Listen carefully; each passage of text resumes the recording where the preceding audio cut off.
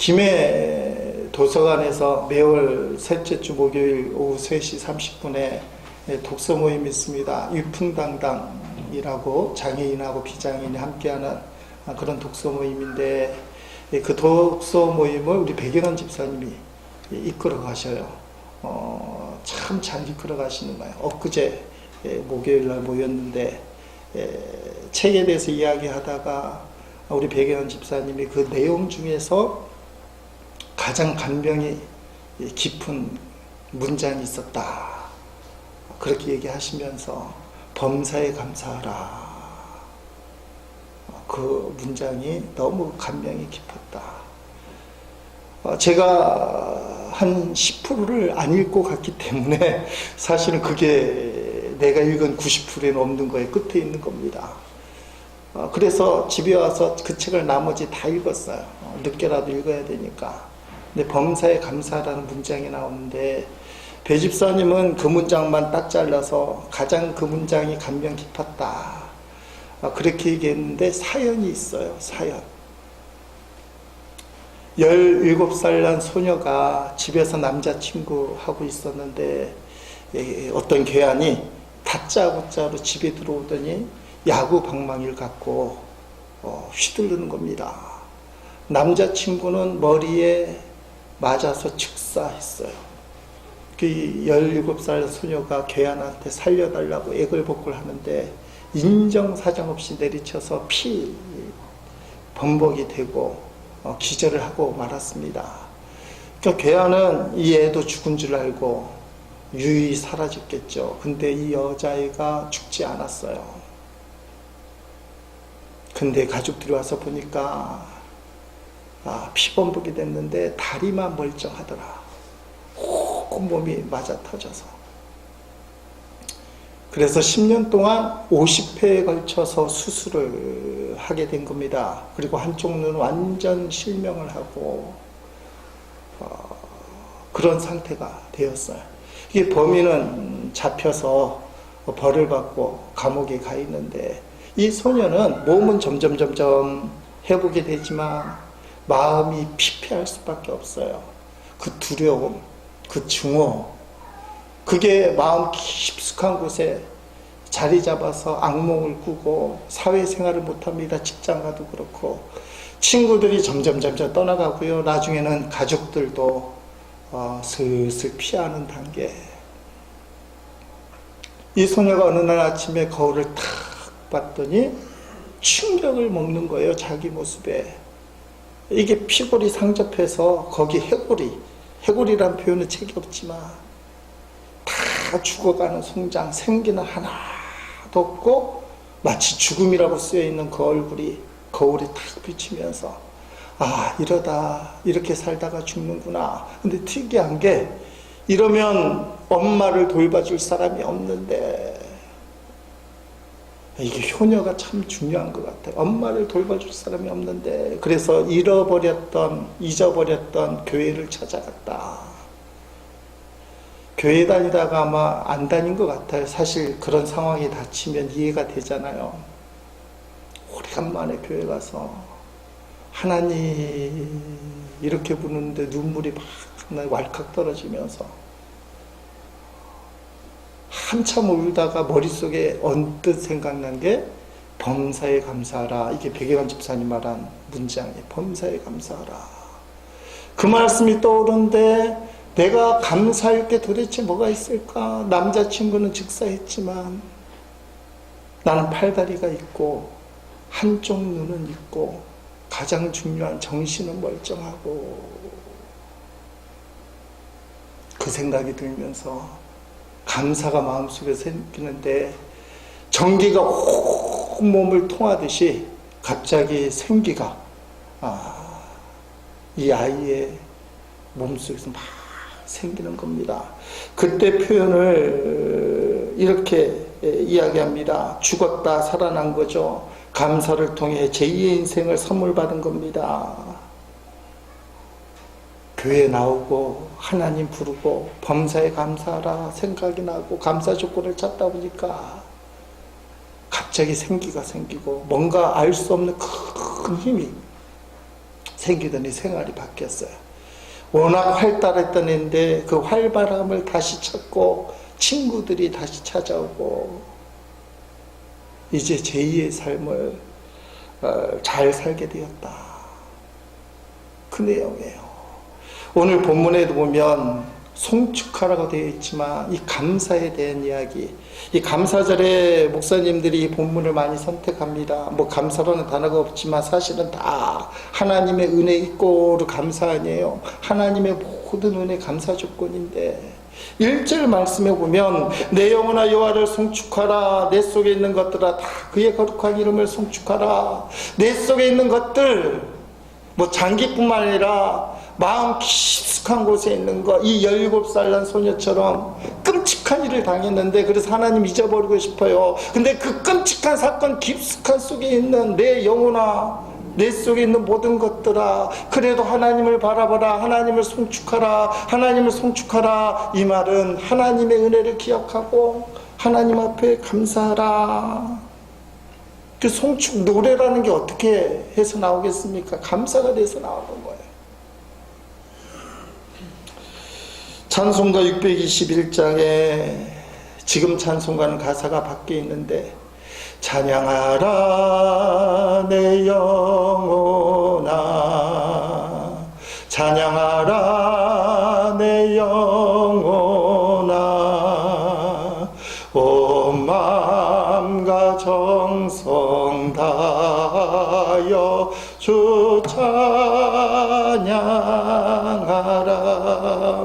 이게 찬송가 들어오기 전에 밑에 가사에 한번 불러보겠습니다. 밑에 가사로 찬양하라 내 영혼아 찬양하라 내 영혼아 내 속에 있는 것들아 내 속에 있는 것들아 다 찬양하라. 아멘. 이 찬송 부를 때마다 밑에 가사가 이제 입에 배어서 나오는데 뭐 이제는 찬송가 가사에 익숙해져야 되지만 내 속에 있는 것들아, 이 속에 있는 것들이 건강하고 좋고 행복하고 내 마음대로 돼서 하나님을 찬송하라. 그게 아니에요. 기쁠 때 즐거울 때 찬송은 누구나 하지만 신앙의 힘, 하나님 믿는 성도 하나님의 능력이 뭡니까? 어렵고 힘들 때, 답답할 때, 감당할 수 없을 때, 그때 찬양함의 힘이 생겨요. 마음속에 분노, 증오, 슬픔, 안타까움이 자리 잡지만 그거 붙들고 있으면 인생의 걸림돌이지 그게 길을 열어주지 않아요. 화난 사람한테 누가 도와주겠어요? 그래서 쌩긋쌩긋 눕기 시작하고 하나님 앞에 감사하고 하하 웃으며 하나님 그를 도와주시고 사람들도 그를 좋게 보기 시작하는 거예요. 따라합시다. 하하하하. 예, 예배 전에도 이제 웃어본데 훨씬 좋아지신 거예요. 이 말씀을 기억하면서 하나님 앞에 감사하고 송축하라. 3절, 4절, 5절 말씀 세 가지, 하나님이 주신 모든 은혜 중에 세 가지 절마다 볼 텐데 하나님 앞에 감사할 게 뭡니까? 모든 죄악을 사하시고 모든 병을 고쳐주신다. 3절 말씀에 그가 나요. 그가 내 모든 죄악을 사하시며 내 모든 병을 고치시며 아멘. 죄악을 사하시며 모든 병을 고쳐주신다. 이게 하나님의 은혜다. 자, 이런 은혜 제사해주고 병을 고쳐지는 거는 따라합시다. 하나님 아버지. 아버지라는 단어를 싫어하는 분도 계셔서 성경 번역을 새 번역을 찾았는데요. 하나님이 우리를 제사하고 병을 고쳐지는 것은 부모님이기 때문에 그래요. 오늘 보면 13절 말씀에 보니까 부모가 자식을 가엾게 여기듯이 주님께서는 주님을 두려워하는 사람을 가엾게 여기신다. 주님이 부모님이 되어주셔서 우리를 가엾게 여기시고, 요새는 별난 부모도 다 있지만 부모하면 자식을 포기하지 않아요. 부모들은 자식을 포기하지 않아요. 우리 하나님이요, 자식된 저와 여러분, 예수 믿고 하나님의 아들, 딸 된 저와 여러분을 포기하지 않아요. 그래서 이 어떤 마음, 하나님을 향한 자식으로서 부모를 바라보는 마음 또는 부모의 심정으로 자식을 바라보는 그 하나님의 마음을 이해하면 8절부터 11절이 이해가 돼요. 세 번역으로 읽어보면 주님은 자비롭고요, 부모로서 은혜로우시며 노하기를 더디하시며 사랑이 그지없으시다.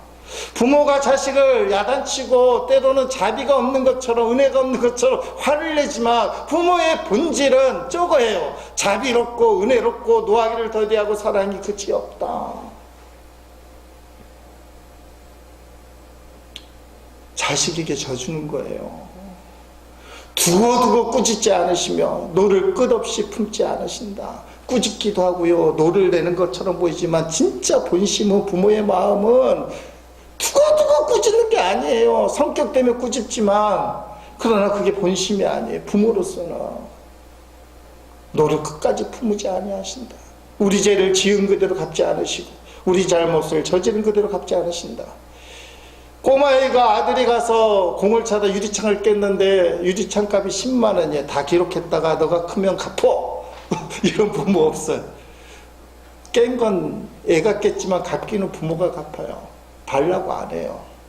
내가 부모님한테 받았으니까 자식도 내가 갚는 거예요. 내리사랑이라고.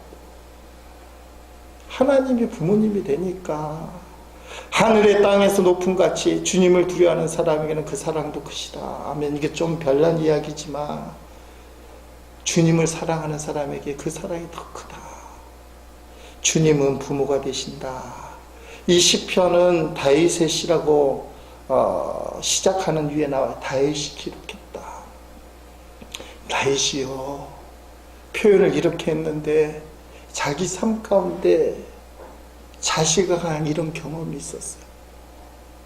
다윗의 인생에서 가장 속쓰리고 가장 아프고 가장 아쉽고 가장 애답고 어떻게 보면 가장 수치스러운 사건은 압살롬이라는 셋째 놈의 쿠데타예요.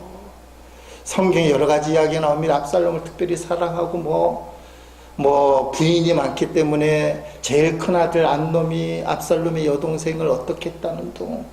어쨌든 간에 다윗이 압살롬을 그렇게 사랑했는데 내용을 막 줄여서 시간이 없으니까 이놈이 글쎄 백성들 마음을 훔치고 아버지 다윗에게 대들고 쿠데타를 일으키는 거예요. 군대를 일으켜서 칼을 들고 아비를 죽이겠다고 달려드니까 다윗이 어쩔 수 없이 야반도주 일부러 져줬다는 사람이 있는데 그건 아니에요. 힘에 밀려서 쿠데타 세력에 반란군에 밀려서 밤에 도망가요. 부인들도 다 챙기지 못하고. 이 압살롬이라는 놈이 아들인데 옆에 참모들이 뭐라고 얘기하냐면 당신이 다윗 왕을 쫓아내고 이스라엘 왕이 된 걸 선포하기 위해서 아버지의 후처들, 여기 미성년자가 없으니까 한 명이 있긴 하지만 후처들을 궁전 옥상에서 백성들이 뻔히 보는 대낮에 욕을 보이라는 거예요. 동침하시오. 어머니 뻘되는 사람들이잖아요. 후처들인데 다윗을 쫓아내고 당신이 반란을 일으키지 왕이 됐으니 만천하에 그걸 증명하는데 그 짓을 하라는 거인데 그 짓을 한 놈이 압살롬이에요. 죽일 놈이잖아요. 얼굴 표정들이 안 찡그레. 죽일 놈 맞잖아요. 근데 압살롬이 결국은 지게 돼요. 다윗이 정렬을 가담듣고요. 다윗과 그 군대들은 백전노장이잖아요. 처음에 밀렸지만 요압 장군을 중심으로 해서 군대를 정비해서 반란군을 완전 진압하고요. 반란군을 진압할 때 다윗이 내 아들 압살롬만큼은 죽이면 안 돼. 근데 압살롬이 도망가다가 이놈이 키가 크고 머리도 많은데 머리 많은 게 손해볼 때가 있어. 도망가다가 목에 나뭇가지에 탁 걸려갖고는 사람들이 죽이기를 꺼려할 때 모든 화해의 근원은 죽여야 된다는 거. 다윗의 참모들이 압살롬을 죽이고 말아요.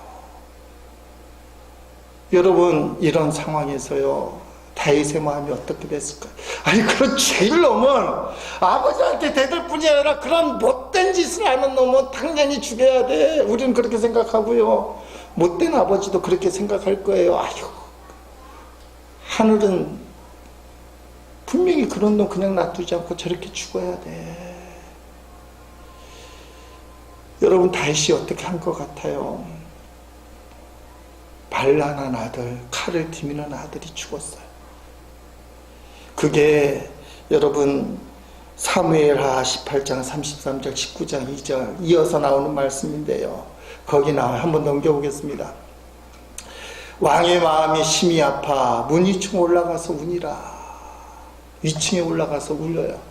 전쟁에서 승리했잖아요. 반란군을 진압해서 이기긴 해서 지금 승리한 군대는 좋아해요. 밑에 부하들은 다윗의 왕권을 지켰다. 근데 압살롬이 죽으니까 가서 울어요. 그가 올라가면서 말하기를 참지 못한 거예요. 승리한 부하들 앞에서 울지 못하니까 올라가서 울고 하는데 마음이 참지를 못하고 내놓는 말이 올라가면서 눈물을 보이지 않으려고 올라가면서 하는 말이 내 아들 압살롬아, 내 아들 압살롬아, 차라리 내가 너를 대신하여 죽었더라면 압살롬 내 아들아, 내 아들 하였더라. 감정을 숨기지 못했어요. 어떤 사람이 요압, 다윗의 최대 장군이에요. 요압에게 아뢰되 왕이 압살롬에 울며 슬퍼하시나이다. 하니 왕이 그 아들과 슬퍼한 다음에 그날의 백성들에게 돌리며 그날의 승리가 모든 백성의 슬픔이 된지라. 다윗의 마음이 어떤 마음이에요? 그 죽일 놈 잘 죽었다. 아무리 아들이지만 그런 놈은 죽어도 싸. 그런 부모가 어디 있겠어요.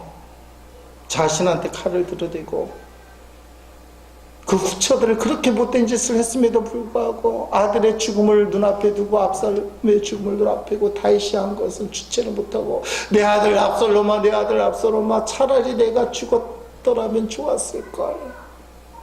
아들에 대한 미안함. 이게 부모의 마음이라는 거예요. 부모의 마음. 여러분, 다윗은요 압살롬 대신 죽지 못했지만 우리가 믿는 신앙의 고백이 뭡니까? 하나님은 독생자를 이 땅에 보내주시고 그분이 나를 위해서 십자가에 죽어주셨다. 여러분, 하나님이 아버지가 사실은 십자가에 죽었다고 고백을 해야 되는데 절대자 하나님을 그렇게 표현 못하니까 독생자 예수 그리스도께서 이 땅에 오셔서 아들 된 저와 여러분을 위해서 십자가에서 설치기시고 피 흘려주셨다. 시편 103편에 나와 있는 이 하나님의 너그러우신 마음, 자비하시고 노하기를 더디하시고 끝까지 우리를 용서하시고 뭐 이런 말씀은 사실은 부모로서 다윗이 품고 있는 거예요. 근데 자기가 품고 있는 마음이 하나님 마음인 것을 느꼈어요. 하나님도 이 마음이구나. 이게 하나님을 알기 시작하는 거예요. 하나님도 이 마음이구나. 여러분들이 자식을 향해 애달퍼 느끼고 때로는 그렇게 생각하잖아요. 차라리 내가 당했으면 좋겠다. 근데 우리 하나님 아버지가 저와 여러분을 향해서도 똑같아요. 차라리 내가 당했으면 좋겠다. 근데 하나님은 전지전능하시고 정의로우시고 무엇이 큰 축복인지 알기 때문에 괴롭고 힘들다가도 참으시는 거예요. 우리가 고통당할 때 더 큰 복이 어디 있는지 알기 때문에.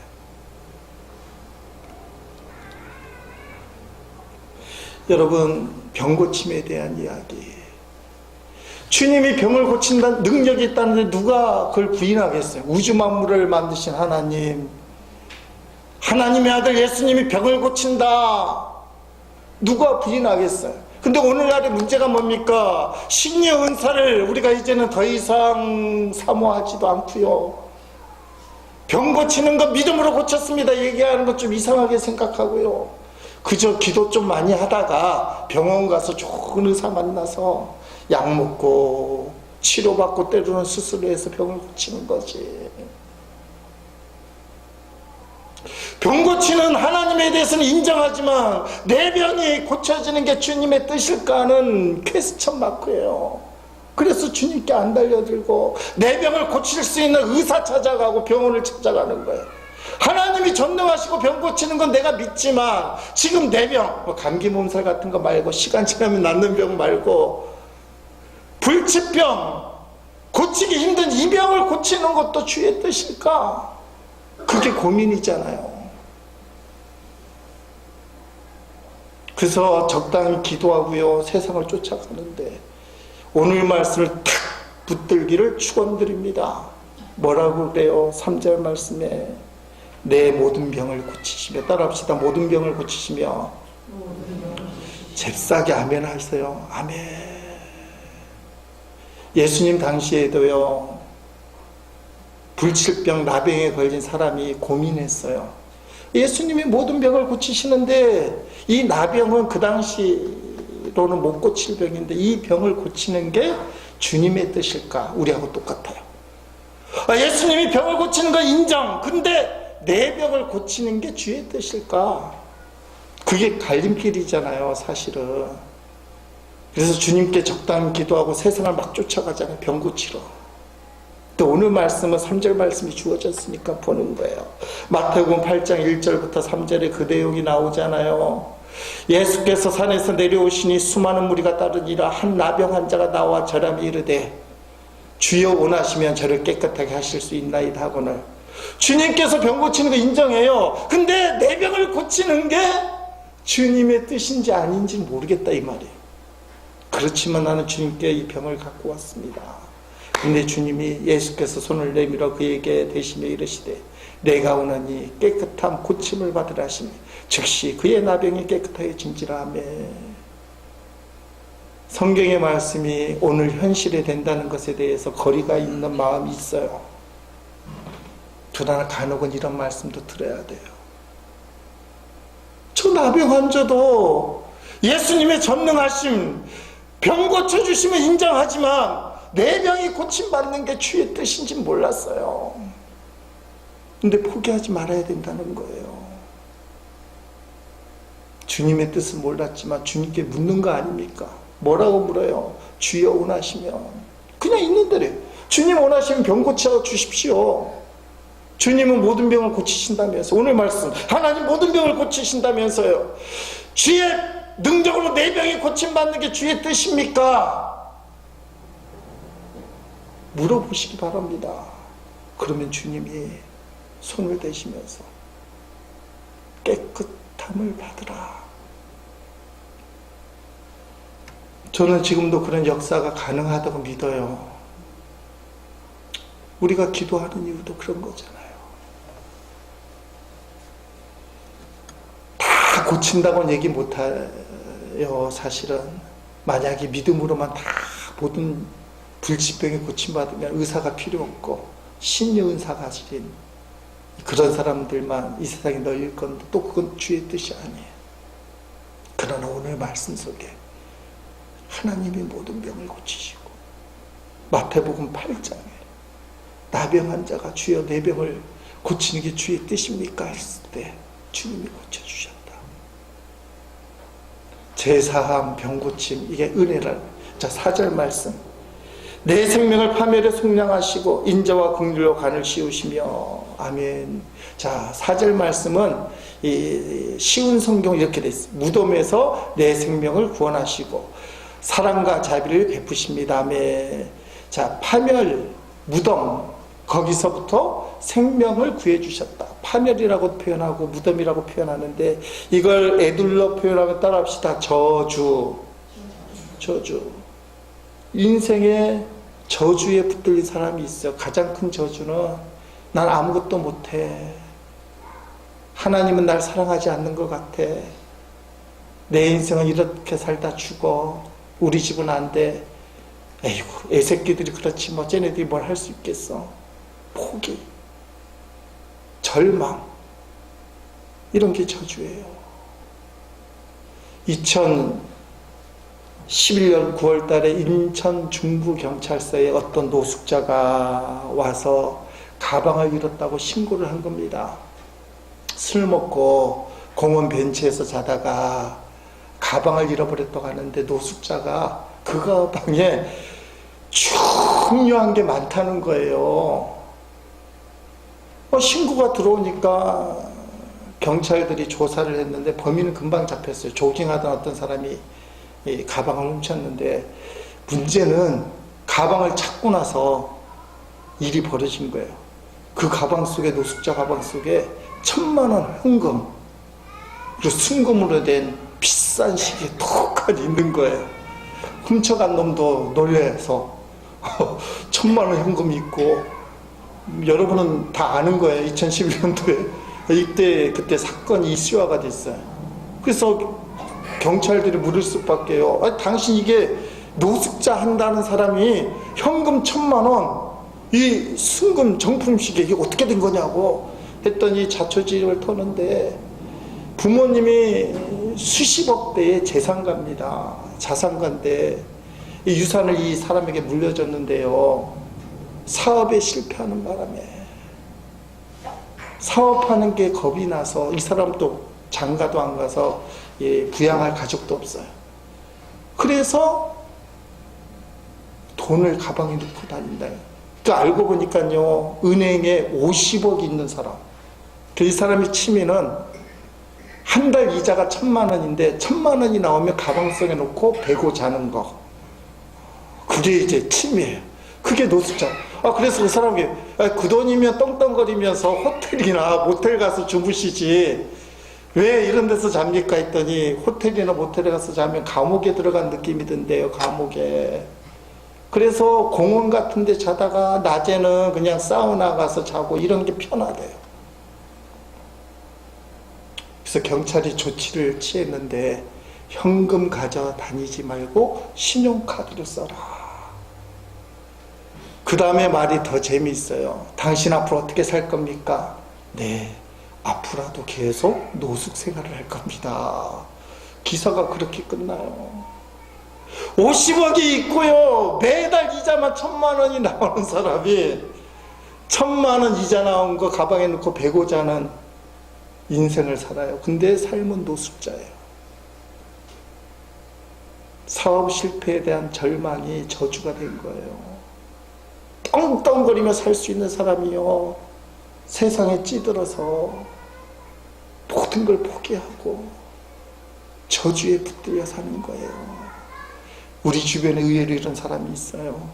사업 실패하고, 사람 잘못 만나서 인간관계 깨지고 인생 실패하고, 그래서 꼴 보기 싫다고 땅만 파는 농사를 선택한 사람도 있었던 걸 봤어요. 농사도 못 지어요. 여러분, 그 사람 생각하면은 저주에 묶인 사람, 절망에 묶인 사람. 고린도후서 5장 17절 뭐라 그래요? 그리스도 안에 있으면 새로운 피조물이라. 예수 안에 있으면 새로운 가능성이 열리고 하나님이 새롭게 축복하신다.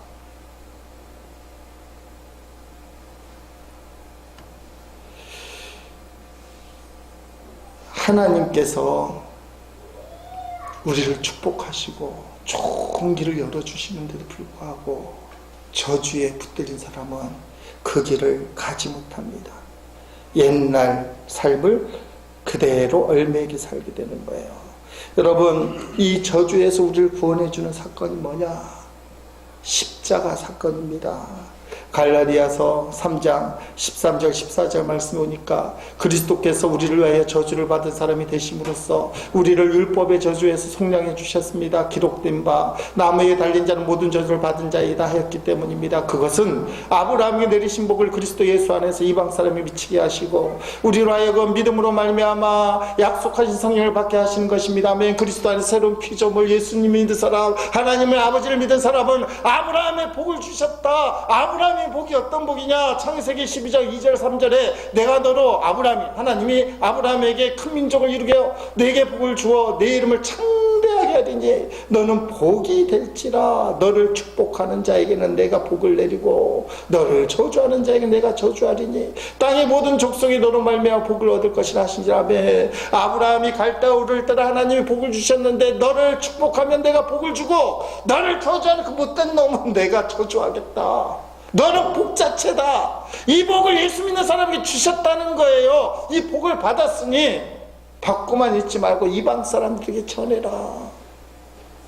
너에게 복이 있다. 따라합시다. 나에게 복이 있다. 지금 시편 103부도 그 얘기 아니야. 제사함, 병 고치는 복, 생명을 주는 복, 저주에서 끊어지는 복을 줬다. 여러분, 복의 조건이 뭐냐? 그리스도 예수 안에서 너가 복을 받았는데 그리스도 예수 안에 있을 때 이 복을 받고, 그리고 이것을 넘치니까 다른 사람들에게 나눠줘라. 에베소서 말씀 수요예배 때 나누니까 찾아보니까 8월 말쯤에도 이 설교한 것 같은데, 에베소서 1장 3절 말씀에 보면 이렇게 얘기합니다. 찬송하리로다. 똑같죠? 시편 103편하고 하나님 곧 우리 주 예수 그리스도 아버지께서 그리스도 안에서 하늘에 속한 모든 신령한 복을 우리에게 주시려 하며, 그리스도 안에서 복을 주셨는데요, 사도 바울은 에베소에서 에베소 교인들에게 너에게 복 주신 것 세 가지가 있다 그래요. 에베소서 1장에 하나님이 만세전에 택하신 복, 너를 택했다. 아들, 딸로 택했다. 이게 신령한 복. 두 번째 복, 예수님이 너의 모든 죄를 속량하셨다. 너의 모든 죄를 용서해 주셨다. 오늘 시편 103편에 나와 있는 이야기, 사도 바울이 얘기하는 거예요. 예수님이 주신 복, 성령이 주신 복이 있는데, 성령의 인치심과 보증하심. 믿다 보면 신앙생활이 힘들어지고 넘어질 때 성령께서 견인해 주셔요. 쓰러진 믿음을 일으켜 세워주시고, 천국까지 갈 때까지, 하나님 만나는 그날까지, 심판 때까지 우리의 신앙을 이끌어 주시는 것, 성령의 인치심과 보증하심이 신령한 복이다. 이 복을 어떻게 해요? 너희가 받았다. 이게 다 예수 그리스도의 복인데요, 따지고 보면 죄와 저주에서 우리를 해방시키는 복. 자, 세 번째 말씀, 5절 말씀에 좋은 것으로 내 소원을 만족하게 하사 내 청춘을 독수리같이 새롭게 하시는도다매. 좋으신 하나님이요, 하나님 앞에 기도만 하면, 소원만 하면 좋은 것으로 채워주신다. 우리도 모르게 어디에 포인트를 딱 맞추냐 하면 좋은 거, 그래, 좋은 거. 따라합시다. 소원. 좋은 것의 포인트보다는 소원을 갖고 있어야 된다. 제가 묵상하다 보니까 이 말씀은 소원이 중요해요.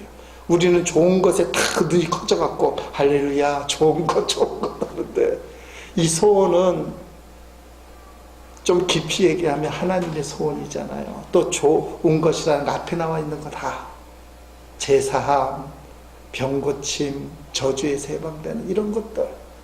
자, 시편 107편 9절 말씀에 보면 밑에 있잖아요. 그가 사모하는 영혼에게 만족을 주시며 줄인 영혼에게 좋은 것으로 채워주심이로다. 103편에서 4편만 넘어가면 107편인데 저기선 그렇게 얘기해요. 사모하는 영혼, 줄인 영혼, 이게 소원이에요. 하나님 앞에 기도하는 사람, 소원을 갖고 기도하는 사람, 그 사람이 좋은 것을 얻게 돼요. 자기 욕심 때문에 기도를 시작하지만요, 그게 기도의 동기라도 나쁜 게 아니에요. 죽겠다고, 살고 싶다고. 근데 기도하다 보면 아버지의 마음을 느껴요. 왜냐하면 주님께 가까이 가니까. 답답하고 힘들고 죽겠는데 에이 하고는 주님을 멀리하면 주의 마음이 점점 멀어져요. 못 느껴요. 근데 그것 때문에 기도하면 주님께 다 가까이 가서요, 나중에는 주님이 기뻐하는 소원. 그러면 주님이 좋은 것을 주셔요. 이건 성경의 변함없는 진리예요. 따라합시다. 소원을 갖고 기도하면 좋은 것으로 주신다. 하나님 아버지께서 자녀들에게 좋은 것으로 주셔요. 하나님의 은혜를 기억하고 하나님 앞에 나가는 우리 제일의 모든 식구들 되기를 주의 이름으로 축복합니다.